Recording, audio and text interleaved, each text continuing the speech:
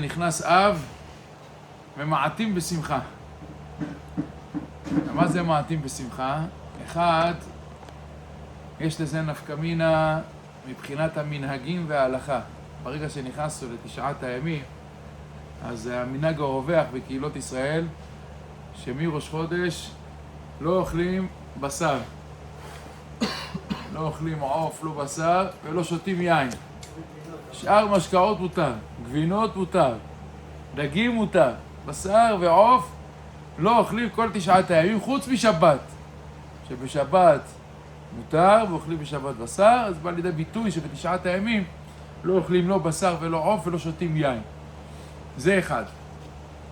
אבל מצד שני, כשנכנס אב ומעטים בשמחה, זה אומר שאנחנו נכנסים לתשעה ימים שבהם הכובד של חורבן הבית, האבלות על חורבן הבית, מקבלת תפיסה יותר חזקה. אנחנו לקראת תשעה באב, יהי רצון ולא נצטרך אותו ולא נצום אותו, והקדוש ברוך הוא יבנה בית מקדש במהרה בימינו, ישלח לנו משיח צדקנו ולא נצטרך לזה. אתם יודעים, הסבא שלי, זיכרונו לברכה, כל שנה בתשעה באב היה מסיים את הקינות בבית הכנסת, התפילה בתשעה באב, לוקח את הספר של התפילה של תשעה באב, שם אותו בגניזה, אומר שנה הבאה לא נצטרך. וכל שנה לפני תשעה באב היה הולך, קונה עוד אחד ערב תשעה באב, שיהיה לו ספר לתפילה של תשעה באב, צא תשעה באב, שם אותו בגניזה, אומר אנחנו שנה הבאה ודאי לא נצטרך את זה. זה האמונה התמימה שבעזרת השם לא נזדקק לקינות ולחורבן, אלא הקדוש ברוך הוא יבנה בית מקדש. שמעתי פעם פירוש נפלא, שאומרים שנכנס אב ומעטים בשמחה, לא שומעים מוזיקה, לא עושים שום דבר שמח, לא קונים דברים חדשים, לא מתחדשים בדברים חדשים, לא לובשים בגדים חדשים וכו'. אז ידוע, אומר רבנו הארי, שכשבאדם מקיים את המצווה, הוא מקבל שכר על המצווה. אבל אם הוא מקיים את המצווה בשמחה, הוא שמח במה שהוא עושה, הוא מקבל שכר גבוה יותר. ולא רק שהוא מקבל שכר גבוה יותר, אומר רבנו הארי, השמחה יש בכוחה לשבר כל המחיצות המבדילות בין האדם לבין הקדוש ברוך הוא. בשעה שיהודי שמח, הוא מצליח להסיר מעליו כל המחיצות. כוח השמחה מצליחה לקרב את היהודי עד כיסא הכבוד. מורידה את כל המסכים, את כל המחיצות המבדילות בינינו לבין בורא העולם. מי ששמח במציאות, מי ששמח באמונה שלו, מי ששמח בורא העולם, שמח בקיום תורה ומצוות, זוכה לשבר כל המחיצות, להזיז את הכל, להגיע קרוב לבורא העולם. זה הכוח של השמחה. אז כתוב שנכנס אב ומעטים בשמחה. כביכול, כל החיים תמיד ידענו, שנכנס אב ומעטים בשמחה, פחות שמחים. שמעתי פעם פירוש נפלא זה לא העניין, אלא מה? משנכנס אב ומעטים בשמחה. גם המיעוט שאנחנו מקיימים בתשעה באב, שאנחנו לא אוכלים בשר, לא שותים יין, לא עושים שמחות, לא שומעים מוזיקה, לא מחדשים בגדים, אנחנו עושים את זה בשמחה. אנחנו שמחים בזה שאנחנו עובדים את הקדוש ברוך הוא בתקופה הזאת בדברים שהם פחות שמחים. אנחנו שמחים בזה. ושנכנס אב ממעטים, בשמחה. עושים פחות, אבל בשמחה אנחנו עושים את זה. זה לא מתוך צער, זה תשעה באב, אפשר לבוש בגדים מכובסים, בשבוע שחל בו, אפשר להתקלח מים חמים, אפשר. עושים את זה בשמחה. עושים את זה בשמחה, שמה? שאנחנו מאמינים באמונה שלמה, שזה הימים האחרונים, נגמר, זהו. זה הפעם האחרונה שאנחנו מתנהגים בדיני אבלות, זה הפעם האחרונה זה. אנחנו שמחים ואומרים לקדוש ברוך הוא, הגיע הזמן. שלח לנו משיח צדקנו, וזה מי שנכנס אב ממעטים בשמחה. אנחנו עושים את זה מתוך שמחה. זה רצון שהקדוש ברוך הוא יהפוך לנו את ימי האבל האלה וימי החורבן האלה לימים של שמחה, לימים של בנייה, לימים של התחדשות, לימים של משיח בעזרת השם במהרה בימינו, אמן. אנחנו בשיעור הקודם התעסקנו בחובת הלבבות בשער האיחוד, בהוכחה שמביא רבנו בכיה לזה שהקדוש ברוך הוא אחד. הוא אחד בכל העולם. דיברנו על זה שרבנו בכיה מביא 7 סיבות או 7 מציאויות שאיתם אנחנו למדים שאכן הקדוש ברוך הוא כבר למדנו, הקדוש ברוך הוא נמצא, הקדוש ברוך הוא זה שברא את העולם, אנחנו כבר מבינים. אנחנו שלב אחד אחרי. אנחנו רוצים הוכחה שכלית לזה שהקדוש ברוך הוא אחד בעולם. הביאור הראשון שהביא רבנו בכיה לזה שהקדוש ברוך הוא אחד בעולם, זה הביאור של הפירמידה ההפוכה. שככל שאנחנו הולכים בחקירה לכל דבר גדול, מתקדמים, עד שמגיעים לאחד, שהוא זה שהמציא, הוא זה שחשב, הוא זה שיזם, וממנו הגיעה כל ההתפתחות, כל ההתקדמות, הכל התחיל ממנו. זה הפירמידה ההפוכה. ככה זה גם בעולם. ככל שנחקור יותר, נגלה שככל שאנחנו מתקבצים בחקירה, אנחנו מגיעים לפחות אנשים שהתעסקו, לפחות אנשים שמכירים, שיודעים, שיוזמים, שעושים, עד שמגיעים לקודקוד של הפירמידה בחקירה, והוא אחד, ככה זה גם בעולם. נחקור, נגיע בסוף לראש הפירמידה, וזה הקדוש ברוך הוא שהוא אחד. זה ביאור ראשון, לזה הוכחה שכלית. זה שהקדוש ברוך הוא אחד ואין כמה רשויות. סיבה השנייה שאיתה הפסקנו בשיעור הקודם, והיא ההוכחה לזה שהקדוש ברוך הוא אחד, שאמרנו שבשעה שיש באדם אחד שהוא אחראי, אז הייצור הוא איתו ייצור קבוע לכל הזמן. ברגע שיש כמה מחליטים, ברגע שיש כמה ראשים, כמה שותפים, תמיד יהיה רצון לשדרג, או להגיד, שמע, אני הקשבתי לך בייצור הראשון, בייצור השני בוא תקשיב לי, תראה, אנחנו נשדרג את הייצור. אנחנו נוציא ייצור, פס ייצור, טוב יותר, פס ייצור, משוכלל יותר. אתם יודעים, פעם הייתי במפעל של שחיטה, בליין של שחיטה של בד"ץ קהילות. בד"ץ קהילות ידוע, הרבה מהמתעסקים במלאכה שם של הקהילות זה הגורניקים. חסידות גור. הם מתעסקים. חלקם אנשים קשים, לא מוותרים, עושים את המוות לבעל העסק, לבעל המפעל. הם מסוגלים באמצע... בגיל 18 עושים את הפנות ככה וזה זה נגמר. כן, הם קושרים אותם מתחת לכיפה. לא, הם אנשים טובים, אנשי אמונה. הם חסידות מאוד מאוד מפותחת, מאוד מאוד חשובה. יראי השם, תלמידי חכמים, חד משמעית. קיצור, אבל הם, ברגע שהם קיבלו החלטה מסוימת שככה צריך להתנהל הליין של השחיטה, ככה הוא צריך להתנהל, הם לא רואים בעיניים. אם היה משהו אחד ששיחק איתם, בעל המפעל, ישר לוחץ על הכפתור, עוצר את כל המכונו, עוצר הכל, לא מעניין אותו. עד שלא יעשו מה הוא רוצה, מה הם קבעו, מה הם החליטו, לא מתקדמים בשחיטה. לא מתקדמים בשחיטה. והם תמיד היו אומרים, אני לא אשכח את המשפט שלהם, שהם היו יושבים עם בעל המפעל וזה, בשביל הייצור של הבשר. הרי בסוף, בתעשייה הזו של הבשר, יש שתי דברים מעניינים. אחד, כמה גלט יצא. שתיים, כמה כסף מגלגלים. שני הדברים שמעניינים את התעשייה. זה מה מעניין. כמה טון בשר יצא. כמה הוצאנו. וזה פער עצום. כשהרב לנדאו עשה שחיטה, היה מוציא בשחיטה שלו 20 טון בשר. בגמר השחיטה, סיימו את הליין שלהם, 20 טון שחיטה. כשרויות אחרות מוציאים בפס שחיטה, בגמר השחיטה, 200 טון. הפער בין 200 טון לבין 20 טון. פער משמעותי. בסוף כלכלי. כן, הוא פשוט היה פוסל הרבה. הוא היה מקבל רק מה שגלט 100%, רק מה שחלק 100%. אין עיגולי פינות, אין שום דבר. לנדאו, 20 טון היה מוציא. האחרים, היו מקבלים הרבה את ההקלות של נגיעה פה בריאה, נגיעה פה, בדיל ויעבור, וזה תופס הלכתית, מקבלים נהיה 200 טון. הגוף, כשהגעתי פעם אחת להצטרף לליין של השחיטה שלהם לשמוע, הם היו אומרים משפט ענק. מה היה המשפט שלהם?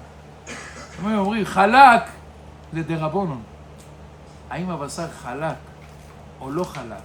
האם אנחנו מעבירים סרחה ומכניסים אותה תחת הכשרות של גלת או לא? זה בסוף העניין של דרבנן. העניין של חלק. אבל הסכין זה דאורייתא. כן, מה זה לספרדים? חלק, יש הרבה מהסרחות, הרבה מהדברים שקורים סביב הריאה, שהאשכנזים פשוט מתירים אותה. והספרדים לא מתירים. אם הולכים לחומרה או לא הולכים לחומרה, יש הרבה מהכשרויות האשכנזיות שהולכו לחומרה כמו הספרדים. אתה מבין? היום אתה קונה רובין או קונה לנדאו, זה חלק, מותאם לספרדים גם כן, הכל בסדר. כן, אז אני אומר, הרב לנדאו היה מוציא 20 טון בפס שחיטה, מה שאחרים היו מוציאים 200 טון באותה כמות. זה פער עצום. בגלל זה גם המחיר של העוף שלו והבשר של לנדאו היה בשמיים. ככל שאתה מוצא במרכולים פחות מהכשרות הזאת, זה ההבדל. אמת. אז היה מחיר בשעה. גור תמיד היו אומרים, הקהילות, תמיד היו אומרים שהחלק זה דרבנן, אבל הסכין זה דאורייתא. מה הכוונה? הוא אומר, כשאתם רצים עם הסכין, השוחטים, לשחוט כמה שיותר מהר, על זה אתם לא חוששים שאולי יש פגם בסכין. הרי פגם הכי קטן בסכין, לא משנה מה קורה עם העוף אחר כך, השחיטה פסולה. זה טרייף. כי הם בודקים מדגמים בעצם. זה טרף. אז אומר, על הסכין לבדוק אותה, אתם לא מקפידים. מבחינתכם בדקתם את הסכין, יאללה, תתחיל להריץ את הליין, נחליף סכין אחרי רבע שעה, 20 דקות, ששחטת עשרות של תרנגולות או כמה פרות טובות. אבל על החלק, הקפידים וזה, ולבדוק, והשיחות, וכן מכניסים את הרימו, לא מכניסים את הרימו. היו עושים בלגן אחד גדול עם הנושא הזה של החלק, אבל זה די רבנן. אבל הסכין, שזה הכי חשוב, שלא יהיה אפילו נגיעה קטנה בסכין, שהשחיטה תהיה כשרה. הרי נגיעה הכי קטנה בסכין, בסוף יוצרת צער בעלי חיים בשעת השחיטה. זה פגם בשחיטה. פגם בשחיטה, זה לא משנה מה ייבדק אחר כך. העוף הזה טרף. הפרה הזאת היא טרף. אם הסכין לא עמדה כמו שצריך. אז אומר, זה פחות הקפדתם ובאו. לכן הם היו מקפידים. היה להם ליין של סכינים. שוחט, מחליף, שוחט, מחליף. ולכן השחיטה שלהם הייתה לוקחת יותר זמן מצד הבדיקה של הסכין והשחיטה. התוצר היה פחות מבחינת הכמות, אין מה לעשות. מה שהם יספיקו ביום זה יהיה פחות מה שיספיקו אלה שרצים מהר. אבל זו הייתה הדעה שלהם. זאת אומרת, מה הם רצו להגיד שבסוף מה שדאורייתא אין משחק. אנחנו הולכים עם זה לקצה. מה שדרבנן אין בעיה, יש הקלה ברמה, מה הבעיה? נקבל, הכל בסדר מבחינתנו. מה שדאורייתא, יאמר לזכותם, הכל היה מתנהל בתצורה הכי גבוהה שיכולה להיות. עכשיו, בסוף אתה אומר, מאיפה ההנחיה הזו? מאיפה זה מגיע? אתם יודעים, יש מאפיות היום למשל, שהכשרות מכריחה את כל העובדים ליטול ידיים לפני שהם מתחילים להתעסק עם הבצק. למה? שמא הוא שכח ליטול ידיים בבוקר בבית, או שמא הבחור הזה לא שומר תורה ומצוות פרופר מה שנקרא, ויש לו בידיים רוח טומאה של בוקר, הוא עוד לא נטל ידיים. עכשיו, כתוב בהלכה שבן אדם שנוגע עם הידיים הטמאות של הבוקר לפני נטילת ידיים, כתוב, הגמרא אומרת, יד לעיניים תקצץ, יד לאוזניים כאילו, אם אתה נוגע עם הטומאה שיש לך בידיים עם העיניים, עדיף תחתוך לך את היד ואל תיגע עם היד עם הרוח טומאה בעיניים. עד כדי כך יש לזה השפעה לרוח הטומאה בבוקר למי שלא נטל ידיים כשהוא נוגע. קל וחומר אם הוא נוגע באוכלים, במשקים, הוא מעביר את הטומאה. אז יש כשרויות שהם מקפידים, כמו רובין למשל, שהם מקפידים שכל העובדים, לפני שמגיעים למאפייה, איפה שאתם מתעסקים עם הבצק, נטילת ידיים. ואתה אומר בסוף, זה נחמד שאומרים את זה. רובין מקפידים שכל העובדים... מי אוכף את זה? בסוף מי אוכף את זה? אין בעיה. לכתוב כללים לכשרות, שבכשרות שלנו במאפייה, כל העובדים נטילו ידיים לפני ההתעסקות. לא ישמעו שירים שהם לא שירי קודש בזמן העשייה. העובדים יהיו עובדים דתיים, לא מתקבלים עובדים קעקועים. כל אחד ההחלטות שלו בכשרות שלו, זה ידוע. יש מקומות היום שאתה נכנס לעסק ושומעים שירי עגבים, בזמן שהמאפייה עובדת, יש אייל גולן ברקע, לוקחים לו את תעודת כשרות. פה לא ישמעו אייל גולן בשעה שמתעסקים במאפייה, עם בד"ץ מסוים. כן, ככה זה עובד היום. יש להם כל מיני החלטות כאלה, רוצים על טהרת הקודש ב100% שהמאפייה הזאת תעבוד, בלי קשר לחומרי הגלם. זה ברור שהם יקפידו שהבצק יהיה, הקמח יקנה בכשרות כזאת, והמשגיח כשרות יקפיד על הפרשת חלה, בין אם זה בלילה רכה, בין אם זה בלילה עבה, בין אם זה לפני שואפים, בין אם זה בלילה רכה, אחרי שואפים וכו'. כל ההקפדות ודאי שקורה, אבל יש עוד כמה חומרות שקיבלו על עצמם, כל מיני כשרויות מסוימות. זה ההתנהלות שלנו. אתה רוצה את התעודה שלנו? תתנהל לפי הרצון שלנו. כנ"ל לגבי ההתנהלות בכלל בתוך החסידויות. מי שיצא לו פעם אחת להיכנס לתוך החסידויות, מה העניין בבלז? מה העניין בתולדות הארון? מה העניין בגור. מי שייכנס לתוך העולם הזה, א' יגלה תורה שלמה.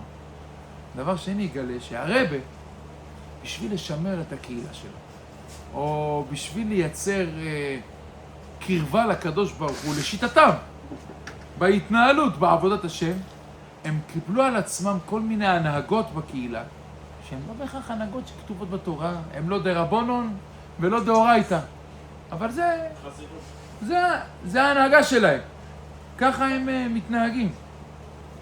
כי הרבי אמר, זה גורם לשיטתו, לעבודת השם, להתקרבות לקדוש ברוך הוא. זה גורם להתקרבות לקדוש ברוך הוא. יש חסידויות שלא משנה כמה הבחור יהיה מוצלח, לפני גיל 23 לא יוצאים לשידוכים. תהיה מוצלח, תהיה כישרוני, תהיה תלמיד חכם בכולל, תגיד אני כבר ממש רוצה להקים בית, זה לא מעניין. הרבי קבע לפני גיל 23 לא יוצאים שידוכים, רק בגיל 23 יוצאים שידוכים. וכולם מיישרים קו להנחיה של הרב. כולם, אין משחקים, אין ימינה, אין שמאל. אין ימינה, אין שמאל. אותו משקפיים, אותו חתימה, אותו צלחת, אותו... זה ההנהגה שלהם, ככה זה מתנהל. ככה זה מתנהל. דרך אגב, לא חסידויות, בסדר? תיקחו את הרב מלמד בהר ברכה.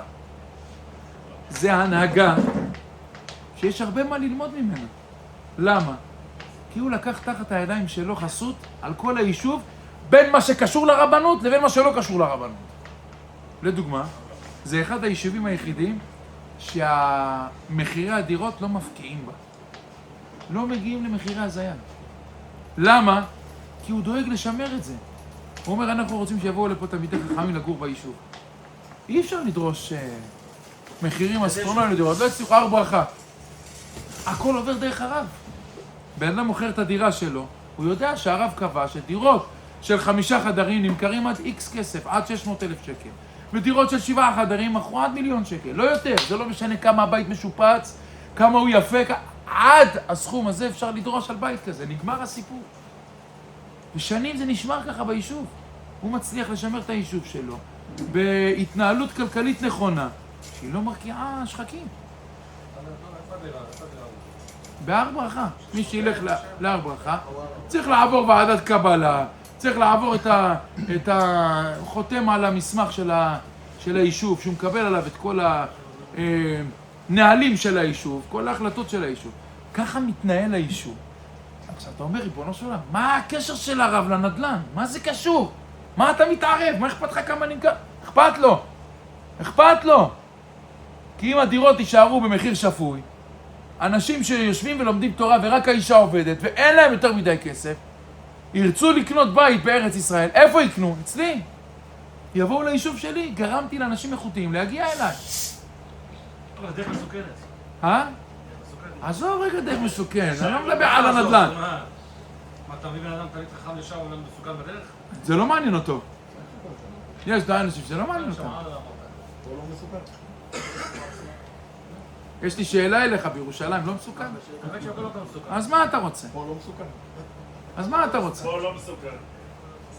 אז מה אתה רוצה? גם שם... אבל אני אומר, בסוף הרב החליט להיכנס לנישה. כן, החליט להיכנס לנישה שהיא לא קשורה לרבנות בכלל. מה אכפת לך? כאילו, מה זה קשור? המחשבה היא פה... מה זה קשור? אלא יש פה רעיון שעומד מנגד, לפתח את הקהילה גם מהבחינה הזאת. בוא נעשה את זה גם פה. אז הם מקבלים החלטות, הם מקבלים החלטות בסוף, שהן לתועלת הציבור, שהן לא קשורות, הן לא דאורייתא, הן לא דרבנן, הן לא כלום, אין להם בסיס בהלכה, בסדר? אבל הן בסוף החלטות שמייצרות מרקם קהילתי שעובד השם יתברך בדרך שלו, שגורם להתעלות רוחנית. בסוף, במקום לבזבז את הכסף על 4 קירות, מבזבזים את הכסף על תלמוד תורה שם, על ישיבות, על פיתוח הקהילה, על בתי כנסת. לוקחים את הכסף למקומות החשובים באמת. וזה רעיון גאוני. זו התנהלות גאונית. וככה זה עובד גם בחסידויות. בסוף הכל נשאר אצלם. כל הכוח בסוף, שכוח הוא כסף, כוח הוא הנהגה, כוח הוא חיבור של הקהילה, כוח הוא כמות. אתה מסכים איתי שקהילה שמונה 1,000 משפחות, לקהילה שמונה 34,000 משפחות, זה לא אותו כוח. זה לא אותו כוח. אז יש הנהגות של חסידויות מסוימות, למשל, שהרבי החליט, אתה רוצה לחתן את הילד שלך? אין בעיה. החתנה לא תעלה על 100 שקל מנה. לא משנה מה יהיה. אנחנו לא מוצאים כסף בקהילה שלנו על מנה מפוארת. עדיף שהחתונה תהיה דרדלה, סליחה על הביטוי, מבחינת האוכל, שהאורחים יגיעו ויסתפקו בבורקס תפוח אדמה עם רוטב פטריות של פעם מאולמי גוטניק בתלפיות בירושלים, בגבעת שאול. הסתפקו בזה, אבל יש מאחורי זה מחשבה רעיונית גאונית. בשביל מה לשפוך כל כך הרבה כסף על אירוע של 4-5 שעות במקסימום, שמחר מחרתיים מכניס את הזוג. כמה עולה בקרלין? אירוע של 2,000 איש? 2,000 איש להזקה שלנו בביתר? יש לו, עושה את זה, אומר לי, אין מתנות בכלל. כמה יוצא לי? 17,000 שקל כל הסיפור. מביאים מתנות, ספרים, זה, אין חובות, אין בלגן. אני לא צריך לתת להם, לא צריכים לתת לי. נכון. מה, 2,000 איש זה ההנהגה של קהילה. זה ההנהגה של קהילה. שבסוף הוא אומר לך, אני שומר על המרקם של הקהילה, גם בדברים שהם לא קשורים להלכה בכלל. כמה תעלה מנה לחתונה, מה אכפת לרב? מה אכפת לך? אני מחטט את הבן שלי. נכנסתי לכיס שלך? מה תכנס לכיס שלי? אני כן נכנס לכיס שלך. כי אם אנחנו נייצר אחידות אצל כל הקהילה, שכל החתונות נראות אותו דבר, אין תחרות. אין, הוא עשה ככה יפה, אני אעשה יותר יפה ממנו. היום הרי זה התחרות. כל הזוגות מנסים להמציא את עצמם. איך החתונה שלו תהיה יותר מיוחדת מהחתונה של החבר שלו שהייתה לפני חצי שנה. ושופכים כספים, ונכנסים לחובות זקנים, עוד לא התחילו את החיים שלהם. אז באים הרבנים, ראשי הקהילות, ראשי החסידויות, מייצרים סדר גם בדברים האלה. גם בדברים האלה. עכשיו, אם היינו אומרים שיהיו כמה אנשים בקהילה שיקבלו החלטות בסדר גודל כזה, הייתה אנדרלמוסיה בקהילה. כל אחד היה מנסה למשוך למקום שלו. הרי בסוף כשמתקבלות החלטות, למה מתקבלות החלטות כאלה ואחרות בארגון או במקום שיש כמה מקבלי החלטות? כי כל אחד בסוף מושך למקום של שמור לי ואשמור לך. הוא עזר לי, אני אעזור לו. זה הזוי. לדוגמה, משטרת ישראל יש לה מכרז לקנייה של חד פעמי. משטרת ישראל צורכת חד פעמי בערימות. בערימות. כוסות לשתייה חמה, כוסות לשתייה קרה, שוטרים צריכים לשתות במשמרת, חורף, קיץ. יש קנייה רצינית של חד פעמי. צלחות, כוסות, מזלגות, צעקו, מציאה לשטח. ים חד פעמי. מתקלה, מה שקרה. כן, ציוד מתקלה, אשריך. עכשיו, אתה נכנס לתוך המכרז, אתה רואה שמשטרת ישראל קונה שרוול, כוסות, שתייה חמה, פי 3 ממה שאתה קונה היום בשביל. למה? כי זה מכרז. והמכרז, אתה רוצה לעבוד עם חברה שבכל רגע נתון, גם אם ב2 בלילה, תגיד לה, אני צריך 3 טון, כוסות חד פעמי, כוסות שתייה חמה, גודל 9 OZ, במקום אתה מקבל. עכשיו, מה קורה כשיש מכרז כזה? המחיר פר יחידה עולה, אוטומטי, אין מה לעשות. איפה, אתה לא יורד? לא יורד, עולה. למה עולה? כי אתה מחר תתקיל אותי, אתה מחר תרצה, כשלכל העולם אין, אתה תרצה שיהיה לך. עכשיו, אם המשטרה ביקשה ולא קיבלה מבעל המכרז, זה לא רק על המכרז, זה כנס שישלם את כל מה שהוא חסך כל השנים אחורה. שלם. אתה התחייבת במכרז לעמוד בזה. לא עמדת, תשלם. אז ברגע שיש כל כך הרבה מקבלי החלטות, וכל אחד הוא אחראי על הנישה של הרכבים, זה אחראי על הנישה של החד פעמי, זה אחראי, בסוף כל אחד רוצה למשוך לאיפה שהוא שוחה בחומר. איפה שיש לו את החברים שלו, איפה שיש לו את הקרבה שלו, איפה שיש לו את האנשים שלו, שם זה יסתדר הכי טוב, כי הוא גם מכיר את האנשים, גם מכיר את השפה, גם יודע להתנהל, גם יכול לארגן מחיר טוב, לשם זה ילך. ברגע שיש מקבל החלטות אחד, אין 1,000. אין 1,000 מקבלי החלטות. אין 10, אין 5, יש אחד מקבל החלטה. הרב, ראש הקהילה, ראש החסידות, הרבה, הוא מקבל את ההחלטה. אין תחרות. אין למה הוא ולמה אני.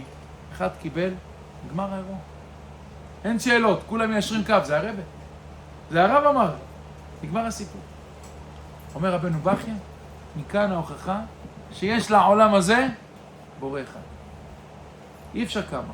אם היה כמה, התחרות כל הזמן אתה משחק משחק. הרצון להשתדרג כל הזמן אתה משחק משחק. הרצון לברוא אדם בעולם הזה, יותר משודרג מהאדם שנברא בששת ימי בראשית, תמיד היה חופף מעל הראש שלנו. זה תמיד היה עולה על שולחן הדיונים של פמליה של מעלה, הם היו כמה. ברגע שיש אחד, זה מה קבעתי, זה מה יהיה, זה מה מתקיים, רץ כל החיים. אומר רבנו בכי, זו ההוכחה שיש בורא אחד בעולם. אין קו. אין קו. אין לו אישה ואין לו חברה. אין לו כלום. אין לו כלום. לא.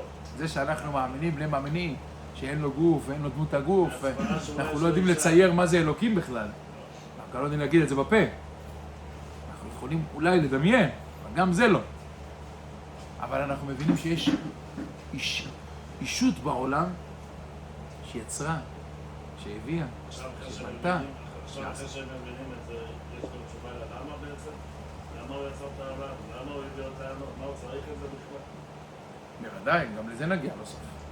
בספר? בוודאי, לכל דבר יש בסוף תכלית. אף אחד לא בורא סתם.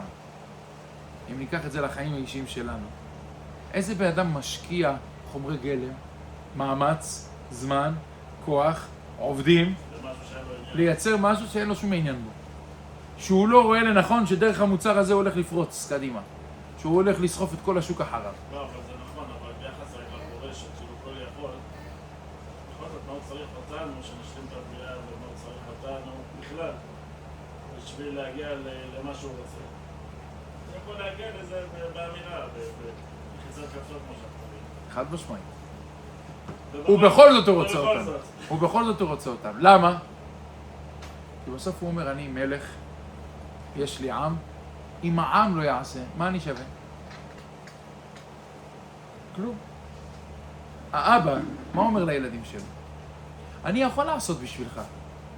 אני יכול לתת לך 200 שקל דמי כיס. אני יכול לקנות לך. אני יכול לדגם אותך, אני יכול לקחת אותך לקנות לך בגדים. אני רוצה שאתה תשלם. אני רוצה שאתה תצא לעבוד. למה אבא עושה את זה? כי הוא רוצה להיות רע עם הילדים שלו? חס וחלילה. הוא לא רוצה להיות רע. הוא רוצה לחנך אותו. הוא רוצה לגדל אותו. הוא רוצה שמחר מחרתיים הילד הזה יצמח ויעשה לבד.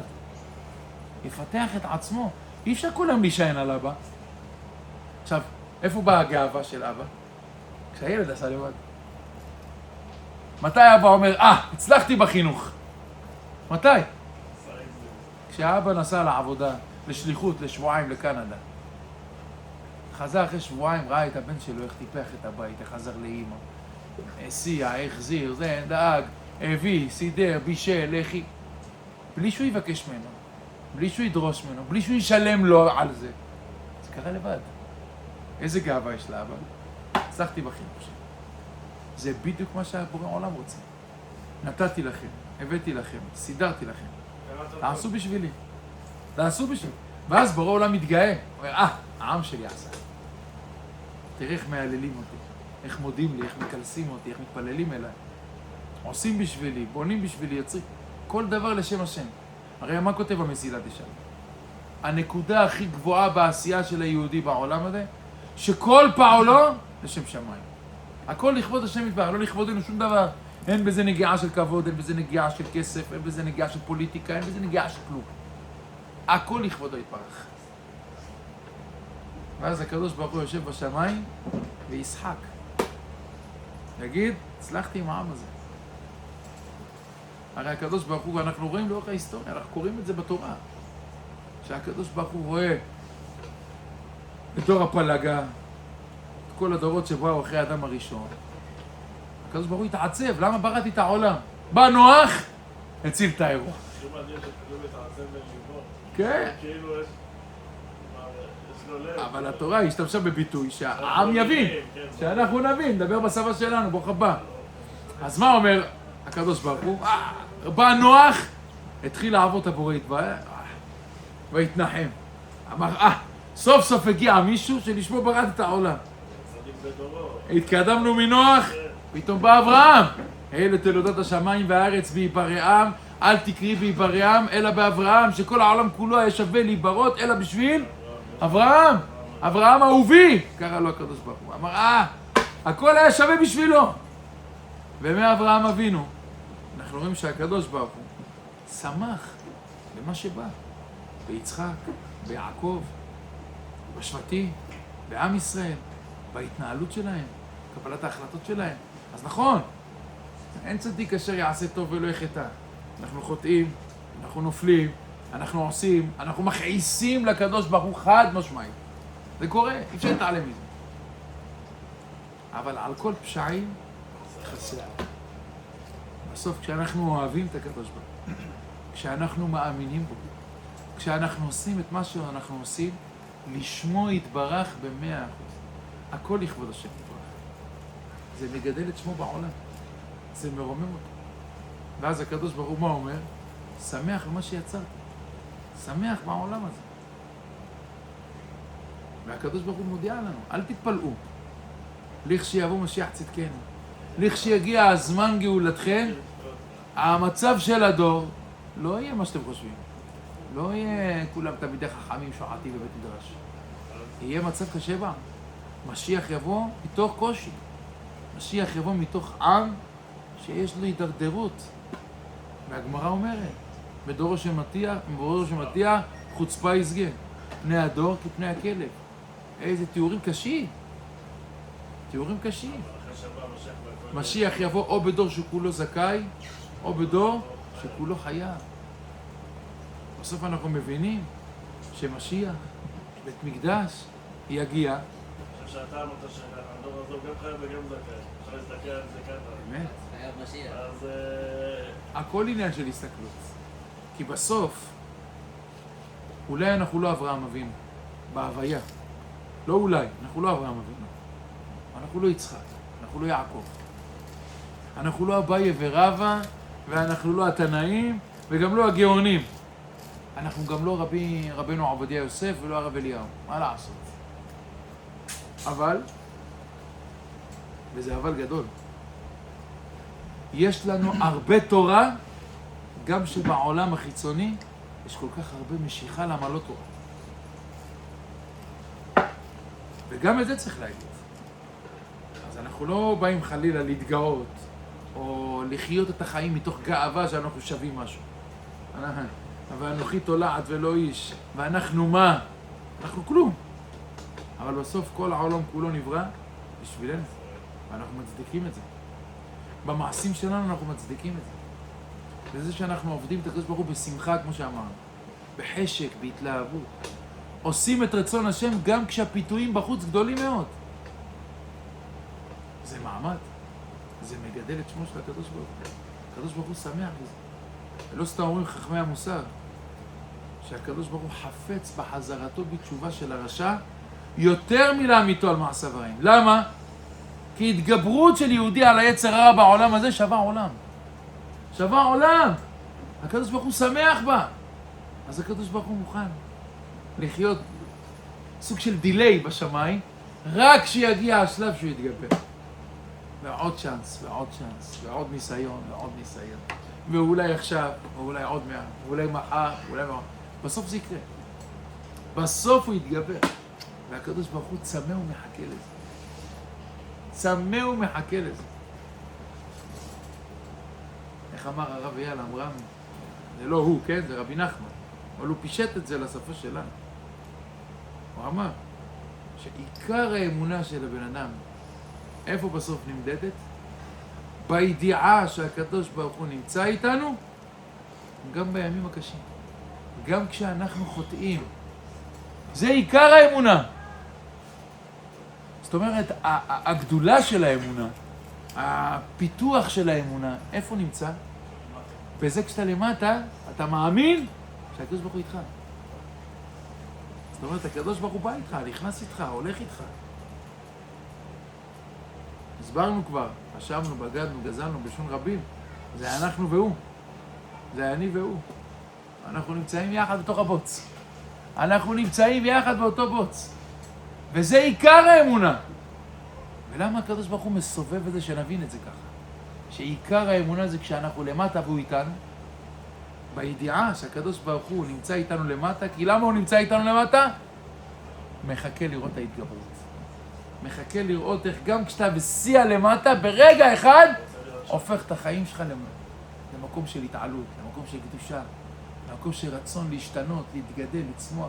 וזה נותן הרבה כוחות ליהודי שהוא יודע שגם אם הייתי שקוע בכל כך הרבה תאווה, כל כך הרבה חומריות, כל כך הרבה ריחוק מהקדוש ברוך הוא, הייתי שקוע בזה. מספיק מייסה טוב אחד, מספיק התגברות אחת שיכולה להפוך את כל הקערה על פי, שיכולה להרים אותי ממקום של טומאה, של ירידה, של צניחה, למקום של התרוממות, של קדושה, של התעלות. מייסה אחד. רבנו יונה מגירון בשערי תשובה, אנחנו אוטוטו אלול. אב, ראשי תיבות, אלול בא. אוטוטו. אומר רבנו יונה מגירון בשערי תשובה, הקדוש ברוך הוא לא מצפה לבן אדם שיתהפך 360 מעלות, 180 מעלות, מלא מקיים למקיים. קשה, אי אפשר להגיע לזה. למה הקדוש ברוך הוא מצפה? למשהו אחד שלא עשית ועכשיו אתה עושה. חטא אחד שהיה אחוז בך ומהיום הוא לא שייך אליך. אחד. אומר רבנו יונה מגירונטי בשערי תשובה, יוצאת בת קול מן השמיים, מכריזה, בעל תשובה גמור. אחד. מה יעשה אחד? לא הכל, אחד. כי מכוח האחד הזה יבוא הכל. והקדוש ברוך הוא למה מחכה? לאחד הזה. לאחד הזה. פעם שלמדתי דרשה נפלאה, היה מקובל גדול בירושלים, קראו לו הרב ציון אנקונינה, הוא נפטר בגיל 103. תלמיד חכם עצום, היה במרוקו רב, מועל, שוחט, דיין, הכל. בא לארץ, לא רצה שידעו שהוא איזה ענק שבענקים, גדול שבגדולים. פתח ירקניה, בבוקר, עד אחרי צהריים, מוכר פירות וירקות. סיים את המחירה, סגר את הבסטה, הלך להתפלל. סיים תפילה, בא לבית, שלום, מה נשמע, מה העניינים? והסתגר בחדר שלו עד השעות הקטנות של הלילה בלימוד תורה. ככה נראים החיים שלו. הנכדים שלו מספרים פעם אחת, שביום כיפור, הוא ואשתו הלכו לבית הכנסת. היו יחד, מהנץ, כל התפילה, ולא חוזרים הביתה. אין הפסקה. כל הכיפור בבית כנסת. כיפור אחד, הנכדים היו בבית עם הילדים, באו לסבא וסבתא, בבית כנסת, כיפור. אחד הנכדים, שובבים, ילדים קטנים. שם ארגז על ארגז, טיפס מעל הארון של סבא וסבתא. מה היה למעלה? הקופסה עם הסכין שחיטה של רבי ציון עוד ממרוקו. עכשיו אני לא רוצה להסביר, אני לא רוצה להגיד לכם מה זה סכין שחיטה. הילד בטעות עושה ככה או ככה, מי שעמד בדרך, רחת עליו. רחת, מה זה חלק? חלק בית יוסף. רחת עליו. אומרים, מספרים הילדים, הנכדים מספרים, איך שהנכד הזה עלה. הוציא את הערכה של סבא של הסכינים. פתח! איך שהוא שלף את הסכין, פתאום נכנסה סבתא, לקחה, החביאה, חזרה לבית כנסת. כאילו ידעה שהולך להיות בלגן, טיפלה והלכה. זה הייתה, זה משפחת אנקונים. אלה היו האנשים. פעם אחת, בהיותו מבוגר, בן 90 פלוס, דרש, אחרי קריאת מגילה בפורים, אמר, אנחנו מייחדים שם השם בעולם. כל הזמן אומרים, שמע ישראל, השם אלוקינו, השם אחד. מה זה האחד הזה? מה זה האחד הזה? אז הבירור הפשוט אמר, שמע ישראל, השם אלוקינו, השם אחד. הוא אחד יחיד ומיוחד, כמו הכוונה שאנחנו מכוונים, שהקדוש ברוך הוא אחד יחיד, ואין זולתו, והוא ראשון והוא אחרון, ואין שני וכו'. זה כל הכוונה של אחד. אבל הוא אומר, יש עומק שמסתתר בה. שאנחנו רואים שמע ישראל, השם אלוקינו, השם אחד, אנחנו בעצם מעידים על זה שהקדוש ברוך הוא שומע אותנו כשאנחנו קוראים לו, גם כשאנחנו קוראים לו כשיש לנו בסל רק מצווה אחת. זה אחד. גם אם יהודי יבוא לקדוש ברוך הוא ויש לו רק מצווה אחת, רק אחד, עשה שינוי רק במשהו אחד, שמע ישראל, השם אלוקינו, הקדוש ברוך הוא ישמע אותנו. רק על האחד הזה הקדוש ברוך הוא ישמע. איזה בירור מתוק. אני שעמד איתו אז, החיים שלי השתנו מהבירור הזה. שמע ישראל, שמעו עם ישראל, השם אלוקינו, הקדוש ברוך הוא האלוהים שלנו. יעשה בשבילנו הכל. השם, ויהיה השם שלנו, הוויה אחד. גם על אחד, גם על שינוי אחד, על מצווה אחת שבאדם מקבל על עצמו, בעל תשובה גמור. הקדוש ברוך הוא שומע אותו, הקדוש ברוך הוא איתו. אחד. זה ההבחנה. הוא אחד בעולם הזה, אבל הוא גם מצפה ליהודי רק למשהו אחד. תבוא אליי עם משהו אחד, ותראה איך החיים שלך משתנים. אין שיעור גדול מזה לחודש אלול, לחודש אב. אין שיעור גדול מזה. משהו אחד תבוא. משהו אחד. תראה איך הקדוש ברוך הוא שומע. תראה איך הקדוש ברוך הוא מרים אותך. לא משנה איפה היית. ברוך ה' לעולם. אמן ואמן. רבי חנניה בן הקשיא אומר, רצה הקדוש ברוך הוא לזכות ישראל, לפיכך בא להם תורה ומצוות שנאמר, אדוני חפץ למען צדקו, יגדיל תורה